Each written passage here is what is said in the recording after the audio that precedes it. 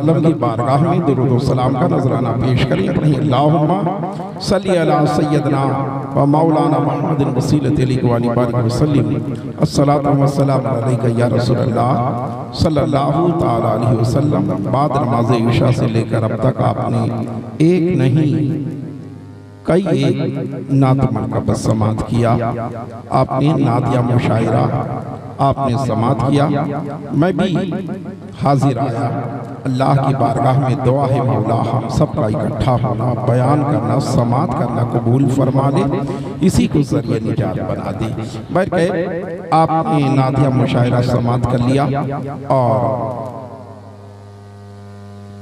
ایک نہیں جتنی بھی باہر سے مہمان کو دعوت دی گئی سب حاضر آئے اور سب نے اپنے اعتبار سے جو بن پڑا اپنے آقاؤں کا ذکر کیا، چرچا کیا، باتیں کی۔ اور میں سب کا نام تو میں نہیں جانتا کہ میں سب کا نام جانتا ہوں، لیکن کسی نے اکثر نے ذکر کیا، کسی نے میدان محشر کا ذکر کیا، کسی نے کربلا والوں کا ذکر کیا۔ تذکرہ ہوا، باتیں ہوئی اپنے انداز میں، اور قاری ذاکر صاحب بھی پڑھ رہے تھے محشر کے بارے میں بھی انہوں نے کچھ پڑھا۔ تو میدان محشر کے بارے میں ابھی اور بھی کسی شعراء نے پڑھا ہے۔ تو محشر کے بارے میں آپ دیکھیں اپنے اعتبار سے ذکر کیا جاتا ہے، چرچا کیا کرنے والوں نے کیا ہے۔ آپ دیکھیں کہ اعلیٰ حضرت سرکار کے بھائی جان حضرت حسن رضا خان علیہ رحمہ کے سے جب سوال کیا گیا کہ محشر میں کیا ہوگا تو انہوں نے جواب دیا، فقط اتنا سبب ہے انعقاد بز محشر کا۔ محشر کے تعلق سے انہوں نے یہی ذکر کیا نا کہ فقط اتنا سبب ہے انعقاد بز محشر کا کہ شان محبوبی دکھائی جانے والی ہے۔ میدان محشر میں نبی کی شان دکھائی گئے، رسول اللہ کا جلوہ دکھایا جائے گا، نبی کا پاور دکھایا جائے گا۔ آپ دیکھیں مانگنے کا سلیقہ کی مانگنے کا طریقہ بتایا جا رہا تھا کہ نبی کی بارگاہ سے کس طرح سے مانگا جائے، رب سے کیسے ملتا ہے، کس طرح سے مانگا جائے۔ ارے مانگنے کا ڈھنگ ہونا چاہیے تب عطا ہوتا ہے، مانگنے کا طریقہ ہوتا ہے۔ ایک دنیا میں کوئی آتا ہے مانگنے والا، کوئی سائل آتا ہے، بھکاری آتا ہے، آگے کہتا ہے کہ یہ گھر سر والے سلامت رہے، اس گھر میں رہنے والے سلامت رہے، یہ جوڑا سلامت رہے، یہ اب کا بچہ سلامت رہے۔ کہیں نہ کہیں تو پسیج کے دے ہی دو گے۔ میں جب جو ہے رب کی بارگاہ میں اپنے رحمت والے پروردگار کی بارگاہ میں اپنے ہاتھوں کو اٹھایا جاتا ہے تو کبھی نبی کا وسیلہ دیا جاتا ہے، کبھی آل نبی کا وسیلہ دیا جاتا ہے، کبھی غوث و خواجہ کا وسیلہ دیا جاتا ہے۔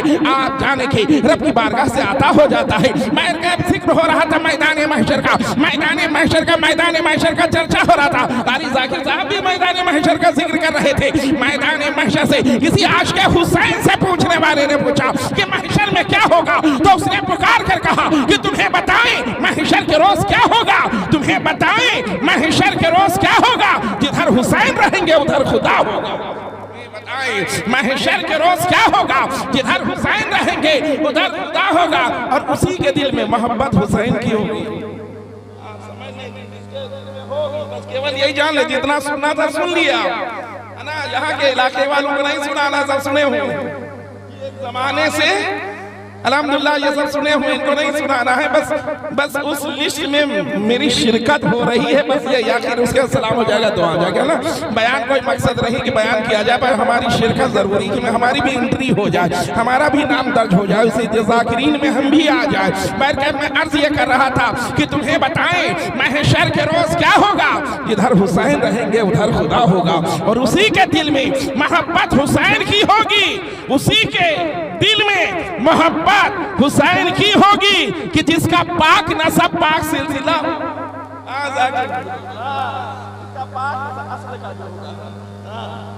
اسی کے دل میں محبت حسین کی ہوگی کہ جس کا پاک نسب پاک سلسلہ ہوگا۔ اور سمجھ میں کچھ نہیں آتا کہ ماجرا کیا، سمجھ میں کچھ نہیں آتا کہ ماجرا کیا ہے، میرے حسین بتا دو فنا بقا کیا ہے۔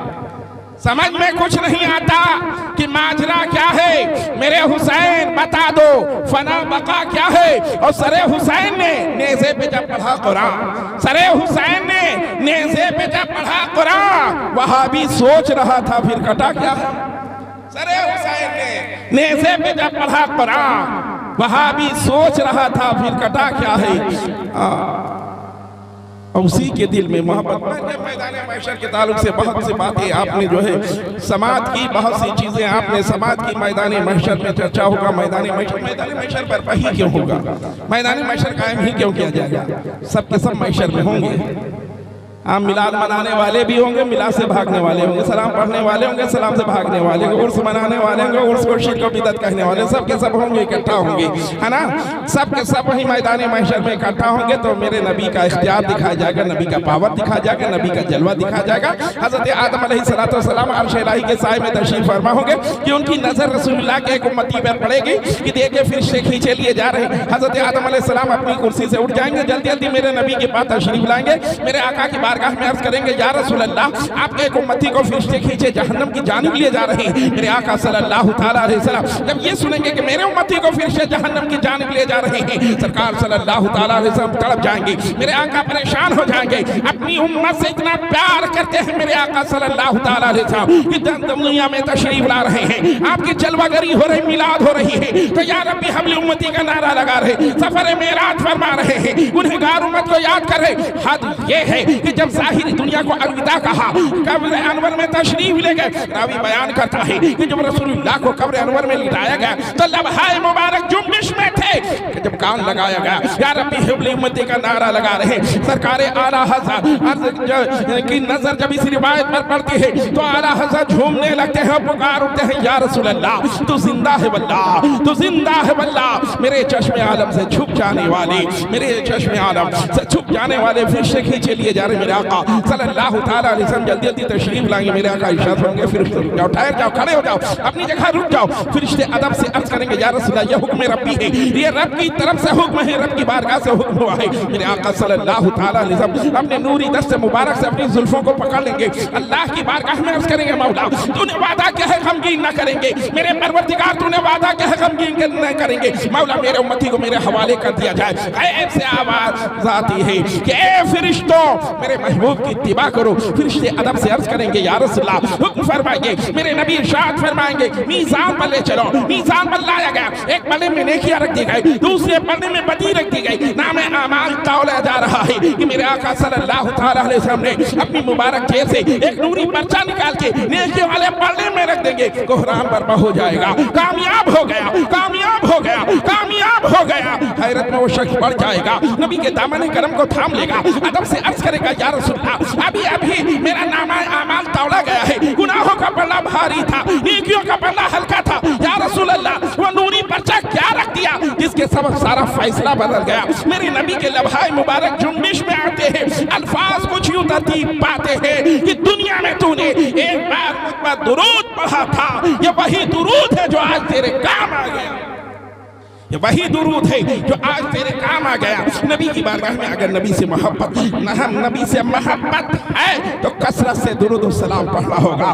رسول اللہ کی بارگاہ میں درود و سلام اب یہ نہیں کہ مجموعے کو دکھانے کے لیے نہیں، رب کو راضی کرنے کے لیے، نبی کی بارگاہ میں مقبولیت حاصل کرنے کے لیے ہم درود و سلام کی کثرت کریں، درود و سلام کا ورد کریں، درود و سلام کثرت سے پڑھیں. میرے آقا صلی اللہ تعالیٰ علیہ وسلم کی محبت دل میں پیدا ہو جائے گی، اور جس کے دل میں رسول اللہ کی محبت پیدا ہو جائے وہ دنیا میں بھی کامیاب ہے اور آخرت میں بھی وہ کامیاب رہے گا. نبی کی محبت عین ایمان ہے اور نبی صلی اللہ تعالیٰ علیہ وسلم جان ایمان ہے. اب نبی سے محبت ہے تو ہماری نمازیں کاہے چھوٹ رہی ہیں؟ نبی سے محبت ہے تو سنتوں سے ہم دور کیوں ہو رہے ہیں؟ نبی سے محبت ہے تو ہم جھوٹ کیوں بول رہے ہیں؟ نبی سے محبت ہے تو حرام کیوں کھا رہے ہیں؟ یاد رکھو اگر نبی کے عاشق ہیں تو نماز نہ چھوٹنی چاہیے، نبی کے عاشق ہے تو سنتوں سے دور نہ رہنا چاہیے، نبی کے عاشق ہے تو حرام کی طرف دیکھنا نہ چاہیے، وہ چاہے مرد ہو یا عورت ہو.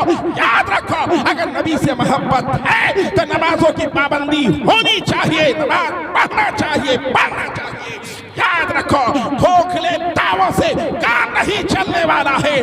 دعویٰ وہ ہونا چاہیے جس کی مضبوط دلیل ہونی नहीं हो, लेकिन हमारा दावा ही दावा है। हम मस्जिदों से दूर हैं, हम नमाजों से दूर हैं, हम सुन्नतों से दूर हैं और दावा करते हैं आशिक रसूल से। ये धोखेबाजी वाली बातें, ये दगा वाली बातें, ये झूठे दावों से अब नहीं काम चलने वाला है। अमल के मैदान में आना पड़ेगा, हमें मजबूत जो है अमल में आना पड़ेगा। अरे मस्जिद तो बना लिया है, हाँ मस्जिद तो बना लिया, मस्जिद तो बना ली पल भर में। ईमान की हरारत वालों ने दिल अपना पुराना पापी था, बरसों में मुसलमान हो ना सका।